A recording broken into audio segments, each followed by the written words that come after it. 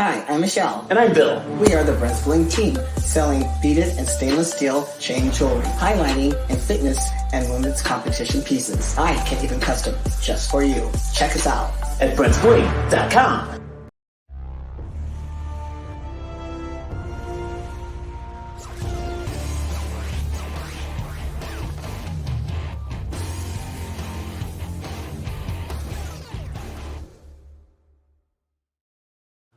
Welcome back to another exciting episode of Heavy Muscle Radio. I'm Dave Palumbo, and I'm joined, as always, by Chris, the Technician Aceto, on this January 16th, 2023 evening, afternoon, morning, whenever this show airs.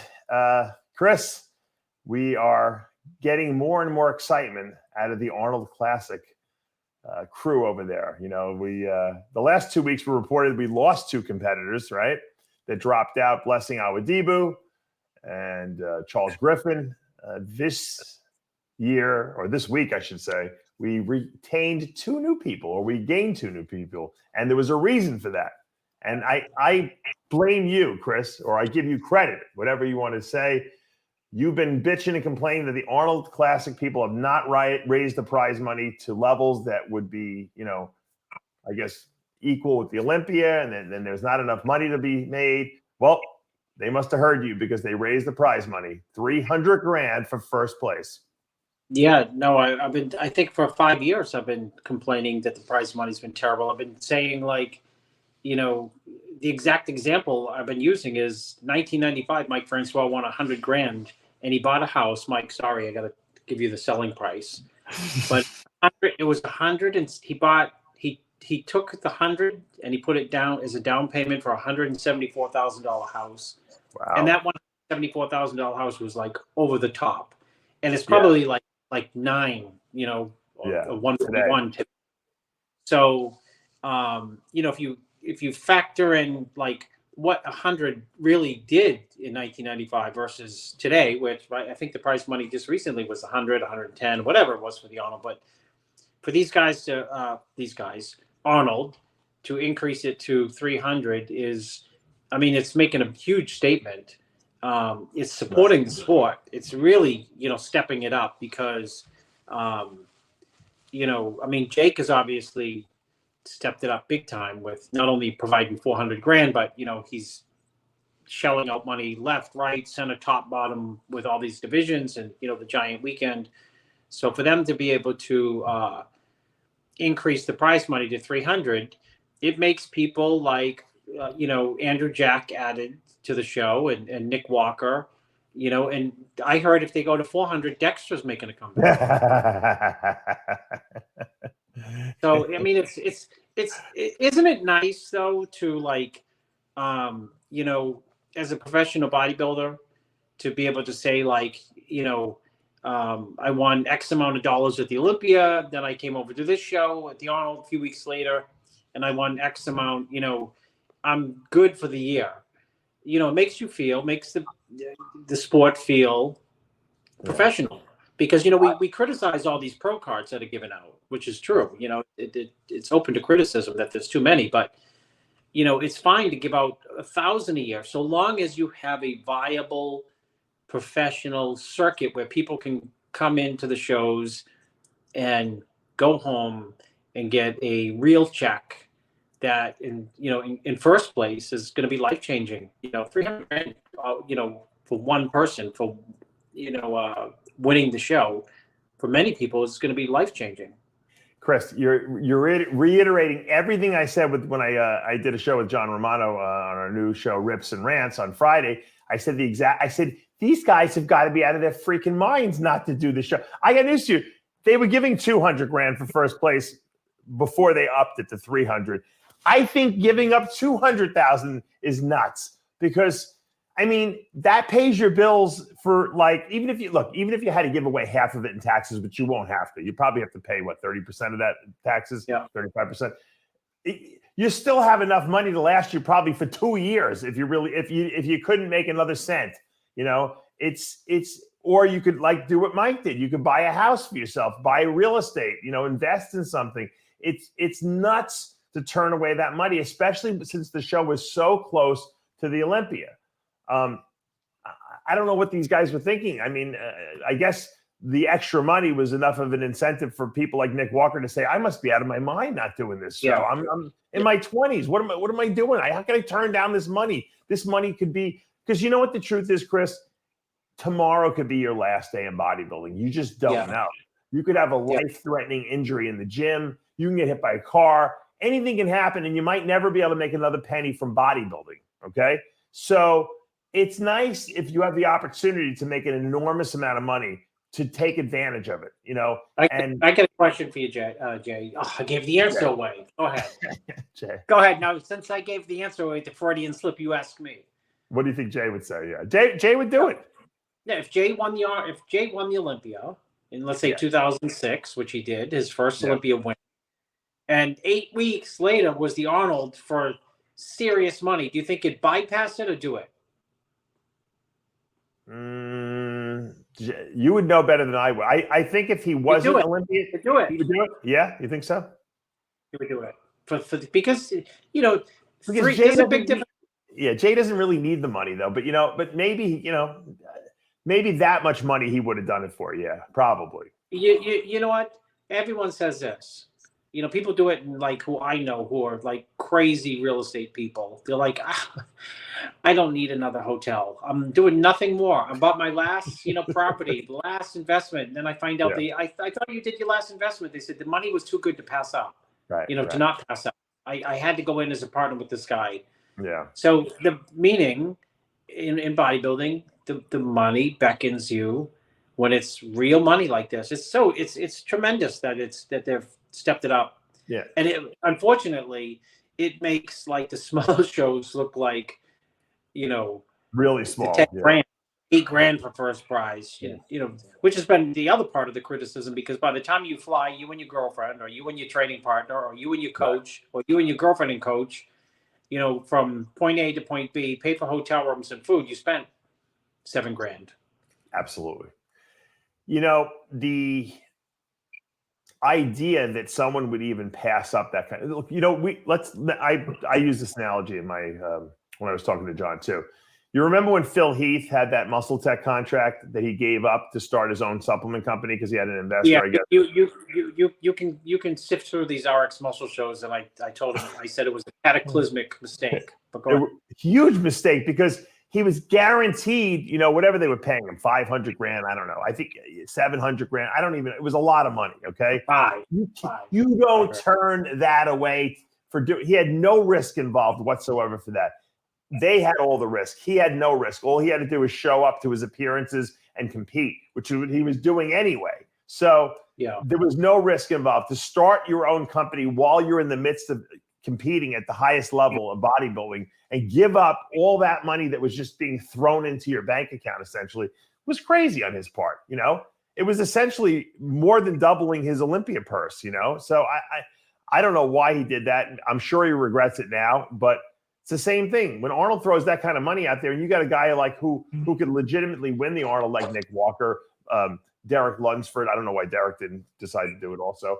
Or, Andrew Jack, who just happened to throw his hat into the ring. Because you know what the truth is? You don't have to win, Chris. Second place is $120, and third place is $70,000. So that's crazy. A lot of money too. So just to come in third place is make it worth your while, Where is a bodybuilder legitimately going to make $70,000 in one day? Yeah. Well, this is how about in a year? How about in a year, Chris? Where is a bodybuilder going to make $70,000 in a year? Yeah, it's difficult. So it's a rhetorical question because there are none. Very difficult. And plus, it raises your stock too. Placing top 3 at the Arnold. For sure, in the judge's mind, absolutely. Now, I think, Dave. Isn't it funny that you can have an icon, Arnold? Mr. Olympia 7 times, governor, biggest Hollywood box office star when I was in college, still sticking around to promote a bodybuilding show, right? And yet, the stature kind of has been like going like this for the last few years. You know why? The money. Because the fact of the matter is, if someone woke up tomorrow and they had the money and they said, you know what, I want to have a show, 2 weeks after the Arnold, I'm going to give $600,000 first. It'd become the biggest show of the year. Absolutely. If they were going to give $600,000 first prize, Hardy Chupin would be looking for a visa to get to Hannah Grandpa's house to be able to train for it, to get the 600. So money is important. I would love to see our Middle Eastern friend throw some money up, some real money up for grabs. Surprised. I mean, because you're right, it doesn't have to even be the Olympic, Chris. What if a guy wants to hold a show? My whole point is, Arnold, whether you like him or not, and I like him, he's the icon. He's the who else became the biggest box office star? It'd be like saying, Hardy Chupin retired. He became the #1 Hollywood star, and then he moved to LA and became the governor. It's never going to happen. It's not going to happen. It's once in a zillion years. And yet the idea of the show it has become kind of like the last few years, like, you going to the Arnold? No, I'm not going to the Arnold. What about the Arnold? People are like, no, the Olympia is way bigger. What's more important? The Olympia. But a lot of that is simply due to the money. So here the money is, third place, 70 grand. Second, what'd you say, 120, 150? Yeah, 120. Yeah, 120. Which was first place a couple of years ago. That's what I mean. So the Arnold, the whole show just took a giant, huge leap forward in terms of credibility, respectability. You know what? You have to have respectability from your peers, the actually bodybuilders, the Nick Walkers, the Andrew Jacks, the Dexters, people who've been around for a long time, or up and comers, people who jump in the show, just the top 10 guys. You got to have that respect, and it's there now because that saying will never go away. Put your money where your mouth is. Here's a better example rather than Jay, because Jay wasn't driven by money, but he was driven by money in other directions, like business directions. But would Wheeler have done the Olympia and the Arnold if the Arnold Absolutely. Oh yeah, absolutely. There's no doubt, right? Coleman, you can't pass up. I know, it's a lot of money, John.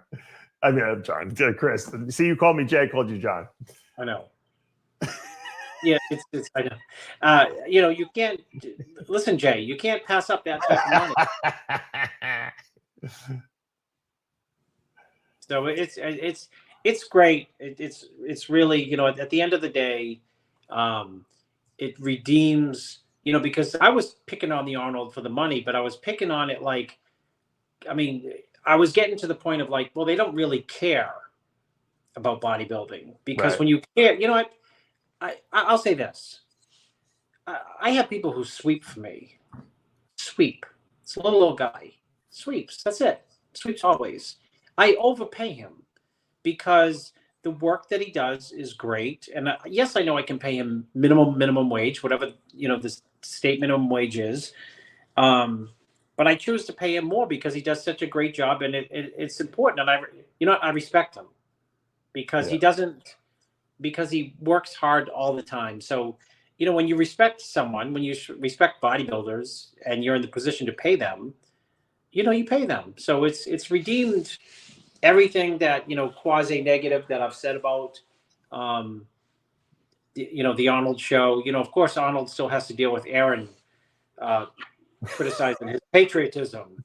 So Aaron's back, and he may take, he may get into another tussle with the governor coming up. Yeah. We'll see. What's interesting is that when you have these other people, Wayne D'Amelia, who you call Wayne Dementia, but Wayne D'Amelia, is talking about, his own launching the organization that he runs, Physique America, and all these people want to challenge, the IFBB Pro League. No one's willing to put the money up. Don't you think if any of these other leagues put up $1 million for first place or 500,000 for first place, now you have some clout. Now you have something to draw athletes away from a division. But no one's putting up the kind of money that we see in the IFBB Pro League. Rafael Santoa is not doing it over there, in the elite. So I don't know what these guys think they're going to get. This Arnold move, putting up that kind of prize money, proved once and for all that money does draw people into the show. These guys want to make money. Yes, they love bodybuilding and they want to win the Olympia, but they also like money too, which is smart because your lifespan as a bodybuilder is very limited. Yeah. Dave, let me ask you this: when did the prize money move up to 200 from the 120? I don't know. I don't know if it was this year or last year. Or I think going forward, the reason I ask is I think next year's Arnold, you will see this year's Olympia lineup. Oh, really? You'll see the people saying, you know what, I'm doing both. I'm going to plan it out, and I'm going to do the Olympia, whenever that is, and then which is going to be what now, November, I think. They'll have it with 4 days before Thanksgiving, like 4 days before Christmas. Yeah.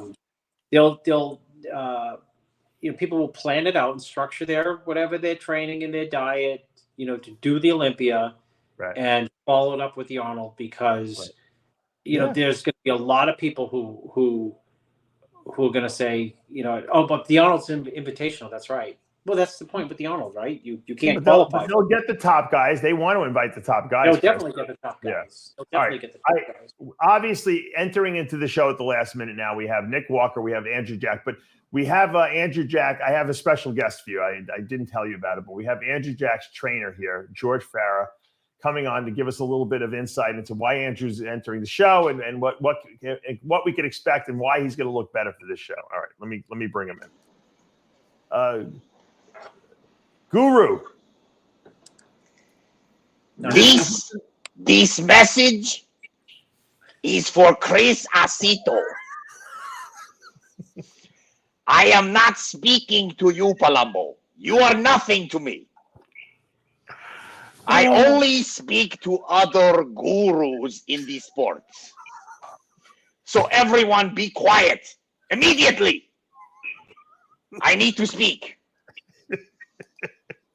Mr. Chris, Dave Palumbo, be quiet. I am speaking. Only gurus speak. Chris Aceto, you understand the language I speak. We are a tribe. We are gurus. But don't call me guru. We are gurus, but don't you ever call me guru. I am not a guru. Okay. Now we speak of Andrew Jacked. Andrew Jacked was only 88.6349% at the Olympia. The reason why he was only 88.6349% is because we gave him white rice from the mountains of Sumatra. The white rice was not bioengineered for mutants. Next time, I am speaking, be quiet. Next time, we are going to feed him white rice from the caves of Sri Lanka, where they make real rice. That is what happened. It does explain a lot of things, yeah. Now he will be champion. Hey King, what's up, man? You definitely have the number one guru impression. There's no doubt. Listen, I've said it once. I say it 1,000 times. I do George because I love him. All right. Yeah, no, he's a good guy. We all love him. Yeah. Mr. Aceto. It's finally I got Mr. Aceto. Brother, nice to see you. I'll give you my impersonation of Brother George. Andrew Jack, he came to me, young boy. I'm Nairobi. Chris, you don't know. I have so many buddies of mine all across the country, and they listen to Dave, you and Dave. When you do that, they literally have to pull over on the side of the road when they're driving, when they're laughing so fucking hard, man. I'm glad they think it's funny because you know what? When I type something when I type something to someone like on Instagram in either Milos's voice, I mean, I type it in Milos's voice if I'm talking about Milos, or if I, with it's George, I'm doing the same thing. I'll say, or even if I send George a message, it's bizarre. Like I'll say, how you doing? And I type it and I'm thinking his voice, brother, how you doing? Now, I have some insight into, obviously George is doing good with his diet, but I got a word from Chris Aceto Lewis. I don't know if I'm supposed to say this, but it's too late. If you tell me it's, and you don't tell me it's off the record, then I have to open my mouth. Chris Aceto Lewis is going to be training Andrew Jack for the next 6 weeks or 5 weeks, whatever it is, for the Arnold. We know that he did wonders with Sean Roden, keeping him focused and getting him in that gym. Chris, do you think this is going to be a game changer for Andrew Jack? Now, I know, King, you also reached out to Andrew Jack. You'll tell us in a minute what he told you, but what do you think, Chris?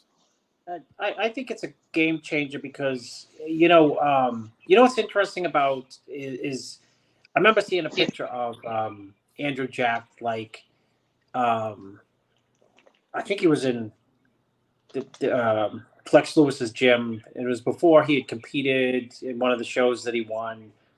And he looked good, you know what I mean? But you take a real look and you might say, God, he might be way better than he actually looks here because he's very in proportion and he's got like the narrow waist, narrow hips, big thighs, wide shoulders. So maybe in real life, this had to have been before he competed as pro. Maybe he looks even that much better. And that's like how a lot of good bodybuilders are who are taller. Like Sean was not short. He was tall. And, people would see pictures of him and they say, yeah, he's not that big. But, get next to people between the height, the width, and the small hips and the small waist, they look a lot bigger than, they are. But, the flip side to that is, Andrew Jack actually body weight wise is, a big weight where Sean really wasn't. Right. King, can Andrew Jack beat Nick Walker, do you think, at this particular show? Okay, that's the key. At this particular show. Any other, if we were talking about a year from now, my answer would have been immediately yes. Immediately yes. But having only 8 weeks, 7 weeks in between here just to seriously get in and start training and dieting and all that stuff, it's going to be hard. But here's the curveball. Was Nick compared to Andrew Jack at the Olympia? Not Did he really. ever stand next? Okay, see, that's the scary part. If I was Nick Walker and I was advising Nick Walker, that's what I would be telling him. You didn't stand next to this mutant. Okay? Right. So what Nick Walker has is freak factor. We all agree on that. He's freaky, right? What's Nick Walker's kryptonite?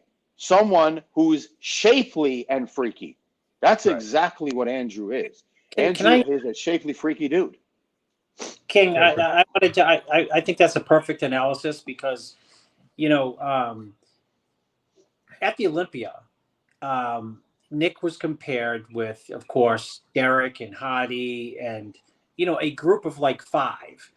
And in a group of 5, everyone brings their strengths.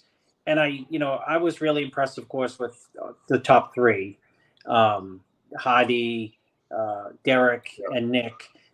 And oddly enough, I think like a call out of 4, you don't really notice Nick. Like you say, freaky, but. Oop, we lost Chris. He got so excited he cut out. Yeah, but the point that he's making is exactly correct. One-on-one, what will they look like? Yeah. Andrew is so, again, he's so freaky and that skin, that 3D, the pores and stuff that he has when he hits his muscles and stuff. You and I have discussed it, Dave. It's not rocket science. We don't need to go and reanalyze the Olympia as we did before. Right. This guy gets hams and glutes. It's lights out. I am still here. I went to the cave in Sumatra and I said, King Kamali sent me for the rice.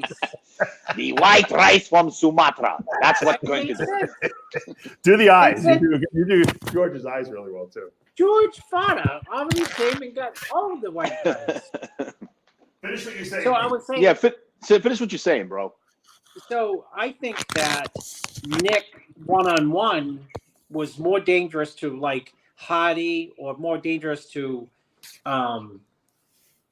Lunsford alone as opposed to like a group of 4, because you just like compliment the freakiness and you don't say, you don't measure it up versus like he could overwhelm people in some ways, like a Derek or a Hardy, one-on-one on some poses.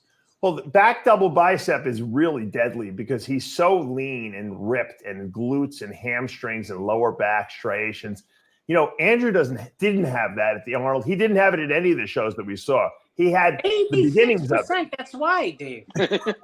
Well, he had 14 excuses. He was 80% at the first show. He was 79% at the second show, and then he was supposedly sick at the Olympia, but we don't really know if that's true or not. So, I mean, by all accords, Andrew Jack should have the best appearance because he never really peaked for any of these shows. So maybe he'll actually peak for this show and look his best ever. I don't know. Or maybe if we got Chris Aceto here, he could sit there and give his expert opinion. Or maybe George, I'm speaking to George now. Maybe you should have him do 30 minutes of cardio, or maybe just 30 minutes of cardio in the morning, fasted, to take that extra pound and a half. These kids, Mr. Aceto, please explain to these kids when you're at that point what 1 pound of fat means between what you look like and what you should be looking like. It's a night and day difference, that pound of fat. Can we pause? No, Ronnie Coleman did 2 hours. Dave, hold on. I want to add to what King said because I was backing out my car 4 days ago, and I'm dead serious. Someone asked me about Rafael Brandao, and I said 5 pounds, which is a ton. 5 pounds, and he's pushing lots of people in that show, and they're like, no, 20. And I'm like, oh my God, people have no idea, because you've competed, King. That you'd be like, okay, prejudge him. How'd you do? Shit, I was off. What was your weight? 220. Okay, night show, he came in 3 pounds lighter, and they said, you look like a whole different human. Right. Yeah. 3 pounds. So 3 pounds on the downside can create a totally different look. You can move from like 5th to the winner.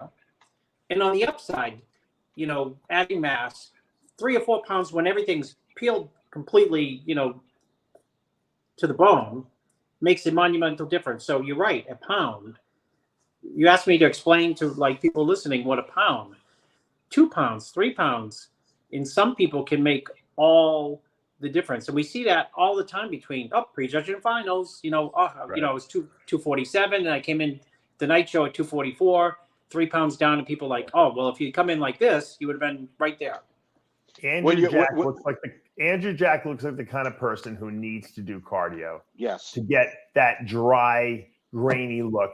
I mean, Ronnie Coleman did 2.5 hours of cardio a day. I mean, Ronnie, who doesn't look like he has much fat on his body at all, but he liked to eat. He liked to have Masterpiece barbecue sauce. So if Ronnie can do 2.5 hours of cardio, Andrew Jack can certainly do an hour, to 90 minutes of cardio. And I'm almost afraid to know what he would look like doing that, because he'd be a freak. All the guys in the 90s did a lot of cardio. You know that. You saw him, King. You did a lot of cardio. You know, so, I mean, they were all on the treadmill, or on the bike. They would take that in Gold's Gym. They'd have that. Remember that, like, overlook. They would overlook the from the second level to the top. They'd all be up on the bikes up there, all like for hours. The problem again nowadays. You just said it 2 seconds ago when we were talking, Dave. Is that people look at Branch Warren or at Dexter Jackson and they're like, they didn't do cardio. Right. They didn't do cardio. And then you want to put your hand like this and say, that's Dexter Jackson and Branch Warren. For the love of God, stop. You're talking about fucking Kobe Bryant and fucking LeBron James. You can't do that. Right. You have to go with what works and what. Yes, and we did a lot of cardio. Did we make mistakes? Yes, not. But just like the video that I showed you the other day, I sent it to you yesterday, Dave. What was that lineup? My God. Sean, Kevin, Flex, Ronnie, Nasser, and Chris. Beautiful physiques, fucking small waists, flares, this and that, conditioning, grind, no stomachs, faces sucked in. You asked the right question, Dave. Is this something that the kids are doing now that's different, or was it just a special period of time of when it was? But if it breaks down to the basic ABCs, cardio. I mean, it's not that difficult. George has this mentality. I don't know for a fact, but I'm guessing that he has a formula. He has a formula and he's sticking with it. And he's like, no, it's worked. It's worked before. It's going to work again. You know, and it just doesn't work that way. Chris is the perfect person to ask that question. It just doesn't work that way, man. Yeah, you know what, King? I love to be able to, you know, I would love to be able to like have someone I know. Isn't it funny that even people who want the dexters and branches, like people with good metabolisms, at some point you just have to like realize, you know what, they're still kind of fat. There's only 6 weeks to go, and there's still kind of fat here, you know, and it's like, well, I'm already doing, you know, 45. And so, well, you know what, the options are we can go to none if you think that's going to work. Or we can go to 2 at 45 and see if that works. Which one do you think? You know, Chris, you like that black? You like the background lighting there? Listen, I told Jose. You know what, Dave? I'm dead serious. Look how good that looks. Yeah, it does. You know what? It helps the people who are you know what? It's more advantageous to the people with a lot of detail than the people with less detail too. Oh yeah. 100%. So because I told, you know, I'm talking my book, but I told Jose just this morning, because I talk bodybuilding 24/7. I told Jose I saw a video of Rafael Brandeo and he looked like, I'm like, God, he looked really good. And I said, you know what, if he had the black backdrop, you'd be able to see the detail that he had. Whereas, you know, some people still very obviously, you know, who look superlative, who are ahead of them, but they didn't probably have in real life as much detail, you know. Right. And the background counts, you know. I mean, look at this background. People laugh at. Look at the lighting I have. I have the lighting. I have like a Walmart light here, Dave Lamp. You asked me to get the right Instagram light. I asked him to get a ring light for $10, and he buys like one of those I said, I will not lamps. get special lighting until the Olympia sorts You out probably bought it at a garage sale. I think Chris bought it at a garage sale while his son was negotiating for an iPhone 12, you know, a cut rate in the parking lot. You know, we're all dads, man. We understand exactly what he's talking about. Yeah. Exactly. Yeah, Dave King. I'm in the parking lot. My son is buying a used iPhone. Dave says, "You want to do the radio show?" I said, I'm doing a drug deal." He said, "What?" I said, my son is buying in the BJ's parking lot from strangers from Facebook Marketplace. Chris, let me ask you something. This is an obvious question to ask now, because it happens all the time. Now that Rafael, like now people are there people coming to you and saying, take him to the classic, take him to the classic. Are they saying that to you now? No, they used to say it. You know who they used to say it about? Patrick Moore. Well, I said that once, and Patrick went nuts on me. Well, he went crazy. He started saying he's this and he's that. You know what it is, King? It's actually you giving a compliment. You know what I mean? King, you know what? I told him that. People take it as I'm too small, but you know the fact of the matter is his weight is too big. Yeah. So you know he'd lose. So he only has one choice to go this way. Which, by the way, he's in the show, Dave.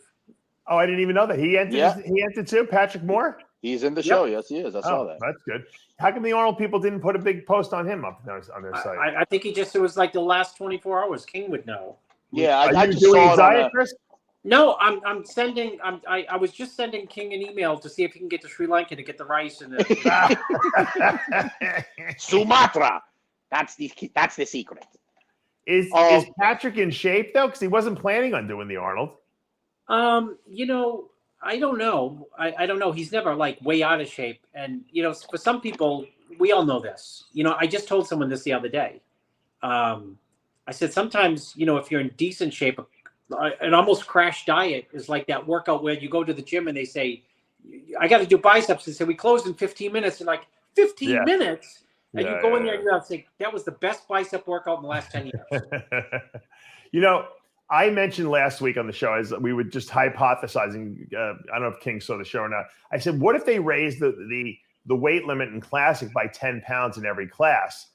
And you might create a division that is so over the top and so freaky, because you're going to still keep proportion because they still can't weigh that much, but yet you're allowing the guys that are like kind of tweeners between bodybuilding and classic to kind of move into that classic zone, I think it would make classic crazy looking. I mean, I don't know if it would ruin it. I don't think it would, but I think it would raise it up to a level that might actually surpass open bodybuilding at that point. If you would have said to me a couple of years ago that classic anything will ever take over open, I would have laughed in your face. But as we are progressing, and as we see these physiques, and as we see the popularity of CBOM, there's a possibility, man. There's a strong possibility that might actually happen, because I see it every day in the gym. Yeah. Nobody knows who Hadi Chupa. Nobody knows. They don't care, but they know who CBOM is. I hear it. I'm walking past a group of guys. I hear it. CBOM this, CBOM that. Because the taller guys really have an advantage in classic because they can weigh a lot more. Granted, I understand the whole proportion thing, but let's face it, big guys look better than small guys if all other things are equal, right? So if you get a guy who like Bumstead who could weigh 265 or whatever his cutoff is on stage versus, Terrence Ruffin who has to weigh 180. I mean, come on.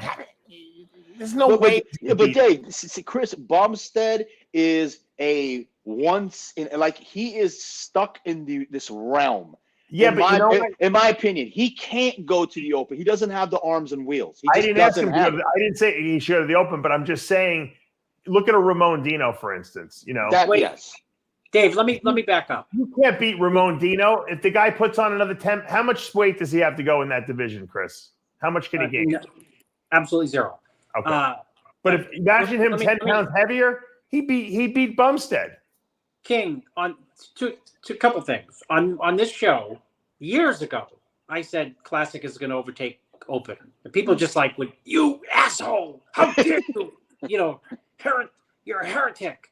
You bodybuild, my son, who's 17, went to his first bodybuilding show last year, and then he went to the Olympia, King. And one day he came to me and said, do you know this guy, Chris Bumstead?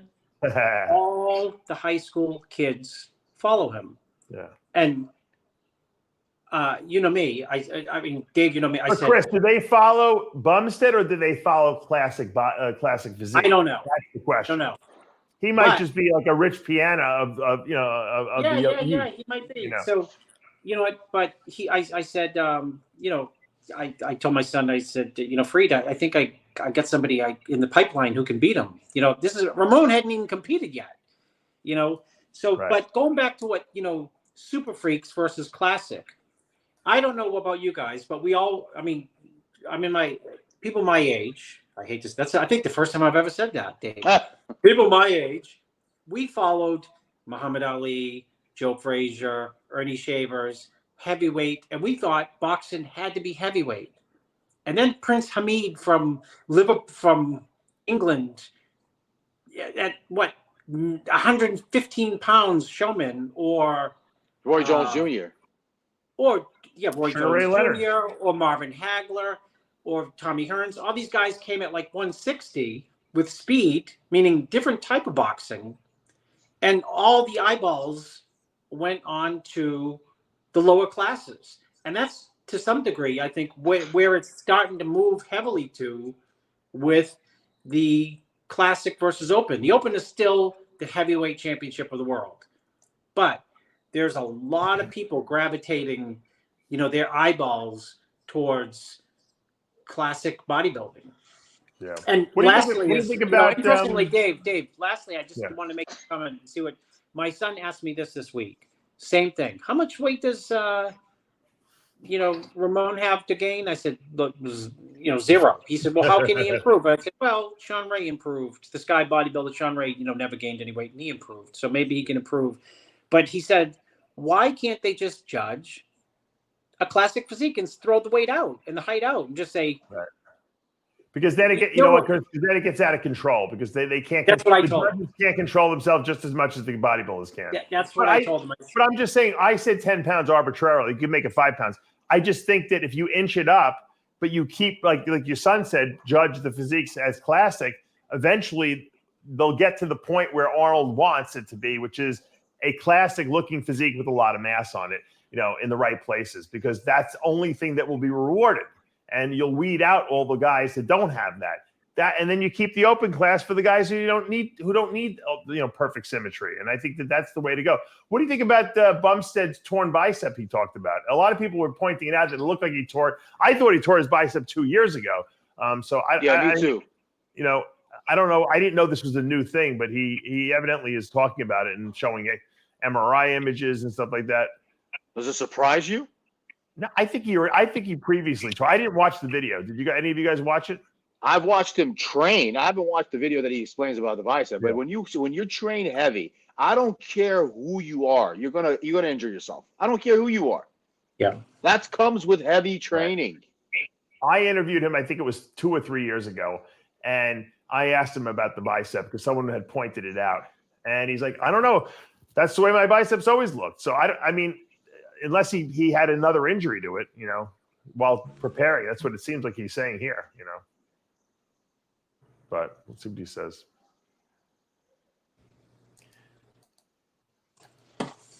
And then I tried not to push it. Friday, it hurt a good amount, and I was trying not to pose too much. Normally, I like to pose, especially when I'm carb loading and kind of like move the carbs from my body. But it just hurt, so I was kind of holding back. And then that night, it was a little bit swollen. I was like, fuck, like, just try not to think about this right now. Went to bed, woke up the next day, and it was a little bit more swollen. Obviously not that bad. It was as swollen as you guys see in the pictures from the prejudging. But it got in my head, and it stressed me out. And I want to kind of more talk about the mental side that I kind of battled through, because I like talking about the mental side of things rather than just, hey, I tore my bicep. So that was prejudging, get a tan, try not to think about it, and then looking at myself, and I could just see it and I could just feel it, and it was just kind of like in my head. So we went on stage for prejudging. I still felt really good, and I still felt like confident. My physique was great, but I kept just thinking that, like, here's this great physique I built, probably the greatest package I've ever bought this stage, but my arm. Everyone's going to be seeing this physique and be like, but why does his arm not look right? And I just couldn't get that out of my head. And it was something that was kind of pulling me out of the moment and into my body, I guess, and just like not being present. And something that I push and I preach about and that I've worked very hard and I've learned was a skill. I know it's a skill because I built it and because it's definitely perishable. And I'm someone who was super shy and quiet and hated crowds and got anxious being in front of people, let alone speaking or posing when I was younger. But I built the skill to be able to be present and really enjoy the moment on stage at the Olympia. And that's why I love the Olympia so much, because I just can kind of like turn off the world. By the way, I like I like him with a beard better than with a mustache. What do you think? Not that it matters one way or another, what I think, but I think it complements his face better. If he's going to go with the mustache, he might as well go with the whole beard thing. That's just another thing that the kids are doing now. I see it in the gym all the time. The mustaches. Yeah. It's funny how things. My father always told me. My father used to have 2 sets of ties in his closet. My father loved to get dressed up, and he had the skinny ties and he had the fat ties. And I said, why do you have both? He goes, because they go back and forth into style. He goes, the patterns don't change. It's just sometimes they're thin, and then 5 years later they want thick ties. So I have 2 sets, and I can just switch back and forth. Smart guy. It's the same thing with facial hair. We go from people who want beards, mustaches, no hair, long hair, short hair, crew cut, bald head. It's so people just get bored, I guess, and they just keep flip-flopping the different styles around. They go by They go by what's being done on the internet, man. They don't care. Let's just I don't want to go off subject. The trend? Do you think the Hollywood people set the trends? Is that what it is? Again, yeah. I mean, I would think more YouTube stars. Right. Dave, the Golden Globes were on. Do you think anybody cared? No. Seriously, anybody cared? No, they're still what YouTube. So I was talking this to my dad when he was watching it. Yeah. I said, Pops, do you know that the YouTube stars are bigger than these movie stars now? And he's like, he's crazy. still in denial. But I'm like, It's true, Dad. It really is. It's nuts. That's why they don't even care if these actors want to be prima donnas. They're like, fuck, we'll just get you. We'll kick you out of the whatever the latest Marvel movie is. They're like, we don't need you. They fired Superman, for God's sakes. How do you fire Superman? Right? I mean, come on. He's Superman. You can't get rid of Superman. We'll just yeah. reboot. We'll reboot it again with a younger guy who's like I totally agree. And again, not to get off subject, but I totally agree with your other video that I saw a few minutes ago before I came on. Okay. Hugh Jackman is jacked up on it. Yeah, don't you think he's got to be on? Absolutely, man. Yeah. Absolutely. I know some people that helped train him for a couple of those movies, and so I know personally. But you know, it's just obvious to even looking at his physique, you can tell that he's I could tell you. I could talk about. I'll tell you off the air of certain A-list movie guys who are taking massive amounts of stuff. Man. Oh, really? I mean, we knew Wahlberg used stuff already just from that whole wellness, thing that the scandal went down. And obviously, The Rock is pretty obvious. I mean, well, fucking Joe Rogan is ripping him a new asshole on that one. Right. Look, The Rock is a mainstream guy. He can't go out there and start talking about what his cycle is, but it's pretty obvious. I mean, he's huge. I mean, he's so much bigger than he was when he was wrestling. It's not even funny. Because when he was wrestling, they test you in the wrestling league, so you can't indiscriminately do what you want there. Now he's his own. He can do whatever the heck he wants. He's an actor. Yeah.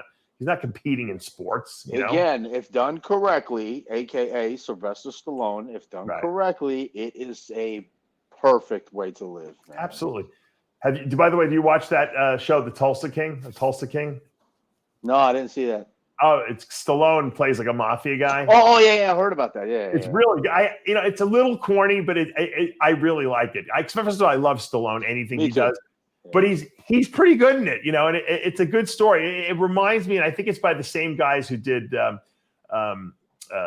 Entourage, and I think also the guys that did Sons of Anarchy. It's like that same tone to it, Wasn't Entourage about the life of Mark Wahlberg? Yes. He's the one who produced that show, actually. And he basically came out and said that's pretty damn close of how it was. He based it on himself. That was his group of people. And you know what? That entourage of his that he used to travel around with beat the piss out of Greg Valentino and his friend in the limelight. That's the story Greg tells everyone. But that was his entourage he used to hang out with. I mean, he never went out alone. That's why they would fight people, because it was like 20 of them together. Yeah. Oh, I got one more thingamajiggy. The invites, the new invites are not done yet for the Arnold. Oh, really? There's more? Yes. I'm not saying anything. I'm just saying I heard from a little mouse. There might be more. Come on, give us some names. I can't do it until it's announced. That's what I promised. Well, by the time the show goes up tomorrow night, it'll be announced already. That's what I'm saying. Well, I can't. I promised. I'll tell you off the air. Well, I don't care. But who do you think is going to be coming in? Big names or small names? Well, it depends. I'm not even talking about the men. I'm talking about the women. Oh. No one cares about the women, do they? You and I care about the women. Come on, Dave. You and I do, but probably most of our people watching the show couldn't give 10 shits. There's not that many women in the show. I mean, what is there? There's women's fitness. There's bikini and wellness. Bikini and wellness, correct. Right. So I mean, who wasn't in the lineup that we wanted in that lineup? I don't even know. Oh, I just heard from a little mouse. All right. Is Oksana?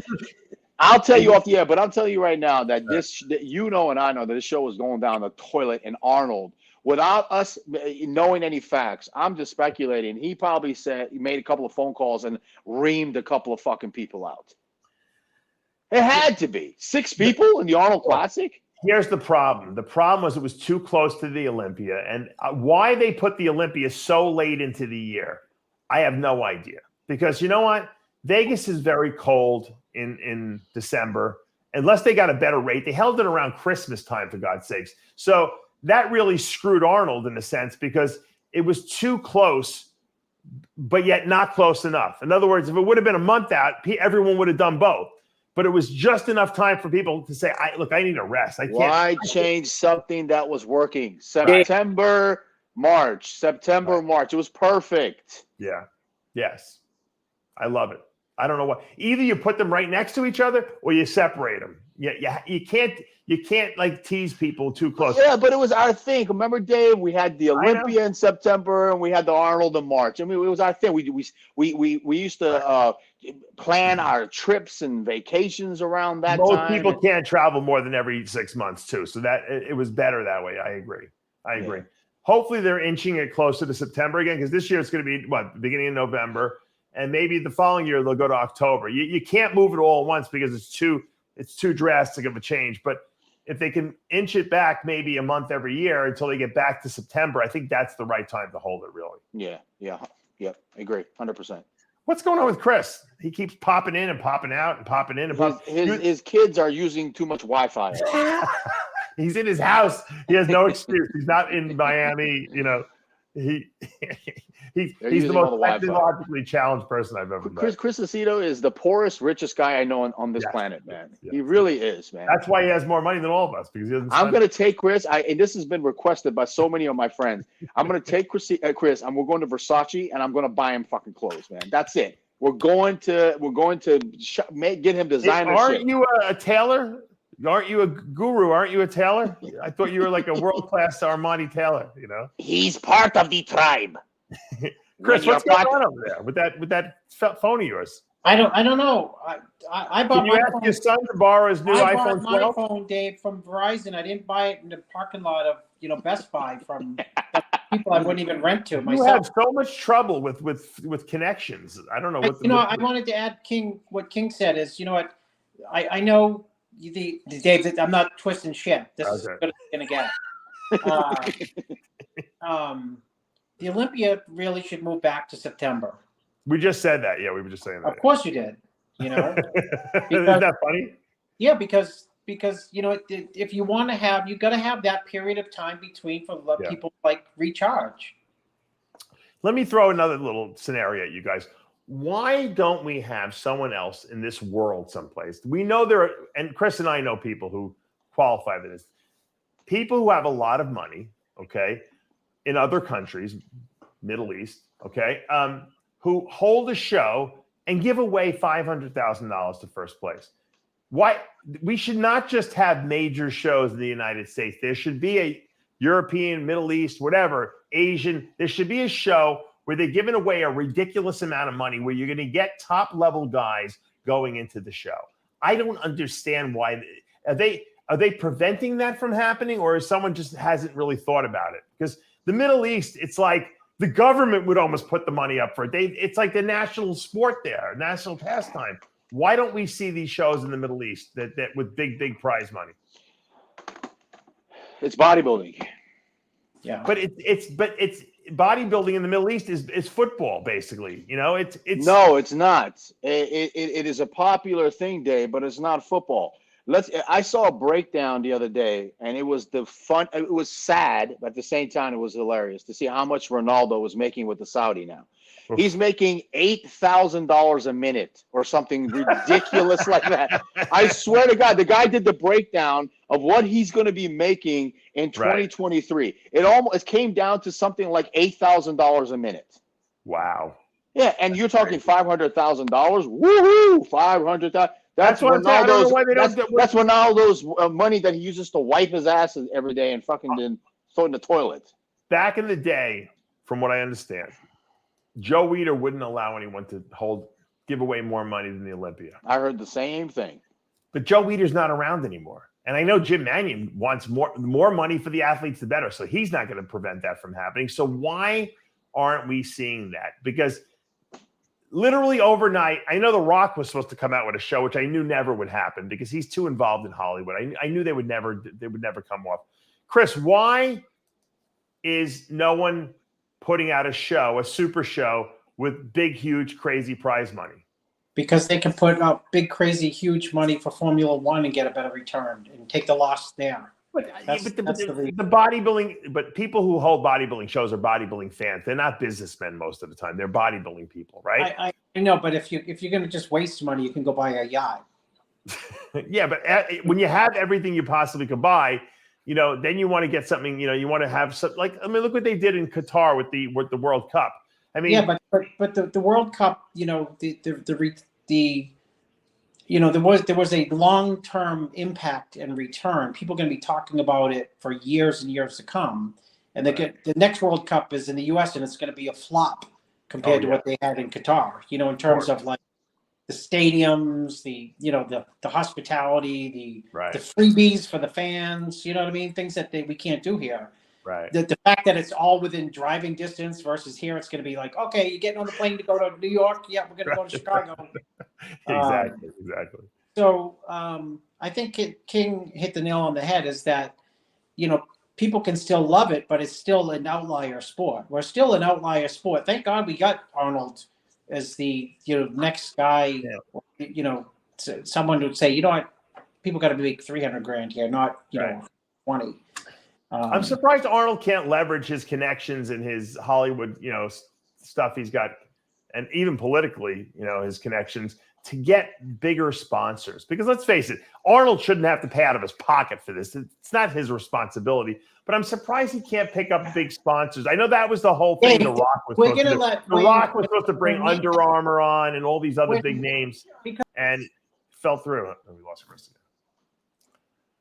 I mean, King, do you ever see any big companies like this, like that would ever step up to the plate for bodybuilding? You think the whole steroid thing is just too much? It's just it's too much. Even with you just said Arnold. We have even a stronger advocate than Arnold right now. His name is Joe Rogan. Oh, that's Joe true. Rogan loves bodybuilding.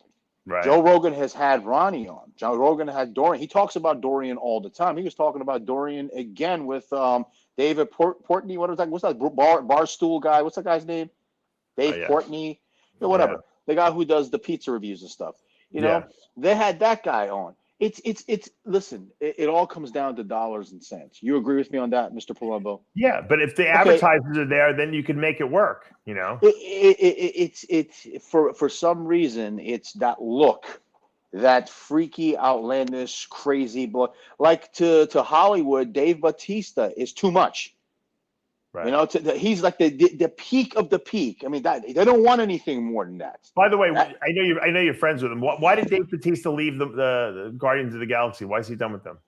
Not sure. I honestly, the last time I text him every once in a while, and he always says when I'm in New York, let's just get together and stuff.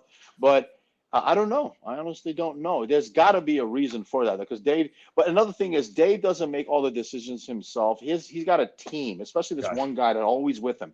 He's a guy that's always buzzing around. He pretty much makes all the decisions. Right. I can try to find out. Yeah, I'd like to know just out of curiosity.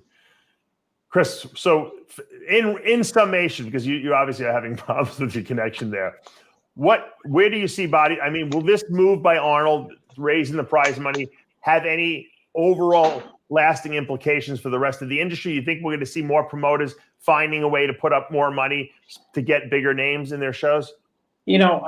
I don't know the short and long term impact. We won't know till it occurs. There's no way to predict it because Arnold's got Arnold's in a unique position compared to some guy in Maryland or Washington D.C. who wants to hold a pro show. He's got to sell tickets. He's got to find some sponsors. Everything is. Dave, sponsorship is bye-bye.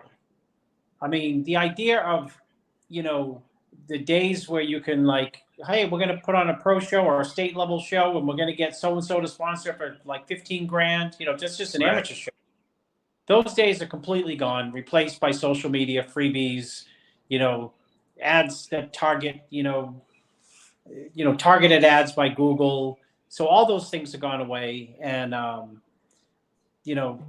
it's just a different environment. It's hard for a promoter who wants to promote a pro show and not lose money to do that. So because of that, just because Arnold's putting up a lot of money doesn't mean any more money is going to come from these other shows. And then you might get these guys who say, why should I do the show for 10 grand when I'll just try to do the Arnold? 8th place at the Arnold beats Well, what about this? Well, some of these shows, like you see, they have every division. And when you have every division, including masters and stuff like that, you got to give prize money away to all these divisions. I mean, will we see what happened at the Arnold, which was a consolidation of less divisions? We need a consolidation period. You know what? The after going to the Olympia, it's nice to have other divisions. I don't think it should all be held on the same day. I don't even think it should be all held on the same weekend. You know what? If The Miss Olympia used to be separate from the Mr. Olympia. It could stand on its own. If you, the promoter, or you, the organization, think that the women's divisions are that powerful, then good. Cleave it off, cut it off, separate it, and have it a month before the Classic Olympia, the 212 Olympia, the Men's Olympia, and see what that does for you for pay-per-view and attendance. Because I'm still Jake's got that Rising Phoenix show, and it's all women at that show. So, and he's giving away a lot of money for that. He should consolidate that and just give away $100,000 to the women with the truck for the first place, and call that the Miss Olympia. Maybe that's it. Chris, I was saying that I think Wayne DeMillia has bugged my internet, dude. Washington Post or both. And I think we got to hold out for Wayne for the big sponsorships. That's where all this. He's got Tesla signed up, and Ford and Goldman Sachs. They're all going to do it. They're all going to sponsor the show. Well, I'm very happy that we got a bunch of names jumping into the Arnold Classic. Andrew Jack, Nick Walker, of course, adds a lot of clout to that top lineup. Now we have Bonac, Sean Clarita, who I think Lee Priest predicts is going to win the show. We have Samson Dowda. We have the Olympia line. We have a good chunk of the Olympia lineup now, and you never know who could throw their hat into the ring over the next week or so. King said he's got some people that are about to announce, so that's exciting. And, Arnold did the right thing. He stepped up the game, and now people are entering the show, and hopefully that will be a signal to other promoters to find unique ways to raise money so you can raise your prize money and offer more to the bodybuilders so that they're going to be enticed to come to these big events. Mr. Guru of Gurus, thank you for joining us today and providing us with your insights. And make sure you find that white rice you need, because we want to see Andrew Jack at his absolute best. I want to see Andrew Jack. I'm a big fan of Andrew Jack. I think Psycho Lewis is going to do a good job with him. I think he does. He is. All I said, and I'll say it again right now, because Andrew is going to be watching this. Yeah. Get on that treadmill, 45 minutes, 30 to 45 minutes on an empty stomach, fasted in the morning, and do long strides and squeeze your glutes and squeeze your hams, and it will make just 1 to 2 pounds of fat. And I got a better idea, King. Do an hour, Andrew, in the morning. He won't do it. That's asking too much. He won't do it. What do these guys do all day long? That's what I want to know. Lee used to tell me, Lee Priest walks 5 miles a day. I'm like, why do you walk 5 miles a day? He goes, I don't know. I have nothing else to do all day. Yeah, listen, it goes back to like what the boys used to do. Remember? Yeah. They used to get so bored. Cormier and Flex, they would just play games, and all they would do is play games. And I would be like, and I would call Chad up and like, Chad, aren't these guys doing 2 hours of fucking cardio and tanning and this? I don't understand. I don't have time to fucking take a nap. These guys back in the day didn't have social media to play on. If they did, Cormier would never have been playing video games. I guarantee it. Yeah. It's true. That is well. King, thank you for joining us. I guess Chris, we lost him again, but that's fine. And thank you guys for joining us as always. Make sure you hit that subscribe button and turn on those notifications. You're not going to want to miss any of our shows and Arnold updates on the road to the Arnold Classic 2023. And I want to thank Muscle Tech for sponsoring that coverage on our website. We're going to have some great coverage now with the introduction of these new competitors. It's going to make it even that much more exciting.